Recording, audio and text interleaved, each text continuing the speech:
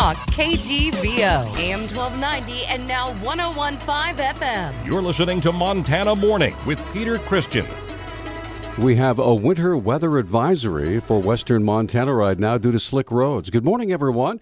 It's Montana Morning. It's Monday, November 24th, 2014. Thank you so much for joining us here on this edition of Montana Morning. We've had kind of an interesting night. Right now it's partly cloudy. It's 33 degrees. And we had some rain, we had a little bit of snow, and of course, as the weather got colder, it froze. Well, we're going to get to that here in just a second. That's actually our top story. Our newscast sponsored by Temp Ride Service. All of your plumbing and heating needs. Call Team Blue at 728-1111. Again, our top story, slick road conditions overnight have led the National Weather Service to issue a winter weather advisory. Here's forecaster Jen Kitzmiller. It's really slick out there this morning, and because of that, we do have a winter weather advisory in effect, but largely I'd let people know that looks like the morning commute might take a little bit longer today. Kitzmiller says another system is headed our way late tomorrow, which may make travel hazardous over the mountain passes. Here in Missoula itself, it looks like it's going to be fairly light, maybe up to an inch.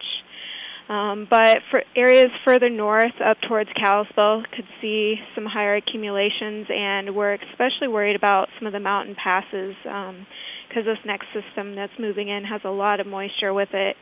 So we're expecting some pretty heavy snow in the mountains. The winter weather advisory continues until 8 o'clock this morning. Documents show several security violations occurred at a federal laboratory in Hamilton, where employees are working on a vaccine for the deadly Ebola virus. 3 of 6 security lapses at Rocky Mountain Laboratories involved people entering restricted areas without swiping their own key cards. Instead, the workers entered after colleagues used their key cards to obtain access. In another case, a female animal handler reported seeing an unauthorized man and a 15-year-old boy near a primate facility. The National Institute of Health Police detailed the incidents in documents obtained by the Bozeman Chronicle. Rocky Mountain Labs includes a high-security lab certified to handle dangerous and exotic infectious agents, such as Ebola. The Lake County Sheriff's Office has issued its final press release regarding a homicide that occurred in Charlo last week. Spokeswoman Karen Sargent said the results of an autopsy on the victim have officially been released. We received the information back from the State Crime Lab in Missoula, and the Lake County coroner is releasing that Raylyn Charlo, the victim of the shooting fatality in Charlo early Tuesday morning, died from a single gunshot wound to the head. Sargent says the victim's husband has officially been charged with deliberate homicide. Adrian McElderry has been charged with deliberate homicide. He had his arraignment hearing, and he is currently being detained in the Lake County Detention Facility under no bond. Initial reports stated that McElderry called 911 early last Tuesday morning to state that his wife, Raylyn Charlo, had shot herself. Responding deputies determined that evidence at the scene did not match McElderry's story about a suicide, and he was taken into custody. 31-year-old Michael Ross appeared in Missoula Justice Court Friday and was charged with felony robbery after allegedly holding up the Brook Street Motor Inn armed with a butcher knife.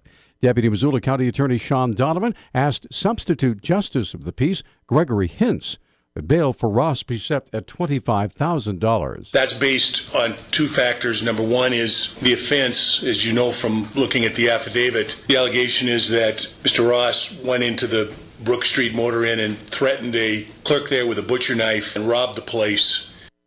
Donovan went on to quote Ross's girlfriend in the affidavit. One of the witnesses who were interviewed by the police indicated that, and this is a direct quote from what she said, that the defendant was a meth addict desperate for money. When he was found, as our complaint alleges, he had a pipe that's of the sort used to smoke meth. Ross was remanded back to the jail on $25,000 bond. His next court appearance is December 5th.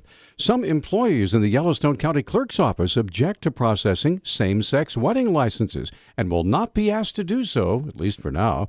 Yellowstone County Clerk Christy Lee Bolter said one deputy clerk has religious objections, while 3 others object on moral grounds. Bolter says the county's Human Relations Director made the decision to exempt those employees from issuing same-sex marriage licenses after consulting with the county attorney's office. Bolter says the decision was based in part on the 1964 Civil Rights Act, which makes it illegal for employers to discriminate based on factors that include religion. Bolter says she isn't happy with the decision. She says the office's 20 deputy clerks have taken an oath to uphold the law. Rob Natelson said Friday that President Obama's executive action on immigration violated the spirit of the Constitution, as well as potentially placing millions of immigrants at risk. What he has done is he's created a very large class of people within the country who are at the mercy of the executive branch. Natelson says a careful reading of the action reveals the potential danger to illegal immigrants. If you read the executive order that he's issuing, any of those people can be deported at any time on the unbridled discretion of an executive branch official if they find that there is a, quote, important federal interest for deporting them. Natelson says Congress is not blameless in the immigration issue by passing vague laws and then by not insisting on their enforcement. A Republican who represents residents of the Lockwood and Wharton areas in Montana's House of Representatives has resigned just 2 weeks after the general election to run a weekly newspaper. Jonathan McNiven told the Billings Gazette he's leaving his post to focus on the Yellowstone County news. McNiven and his wife bought the small paper just last month. McNiven notified Secretary of State Linda McCulloch of his decision in a letter dated last Wednesday. The Yellowstone County Republican Central Committee will be asked to submit 3 nominees to the Yellowstone County Commission. They'll make the appointment. The Montana Grizzly football program held their annual football awards banquet Sunday after the historic beatdown of the Bobcats over at the Doubletree Hotel. University of Montana President Royce Engstrom looked back to the time that Mick Delaney was hired as head coach after Coach Robin Pflugrad and Athletic Director Jim O'Day were fired. 3 years ago, we had a pretty tough decision to make, and there's no secret we had some things we needed to address as a program, as a university. And someone told me, you should go talk to Mick Delaney. You want a guy of integrity, you want a guy who knows the game, go talk to Mick Delaney. Engstrom said the job interview with Delaney was an impressive experience. I had with Mick the most impressive conversation I think I've had with any potential hire.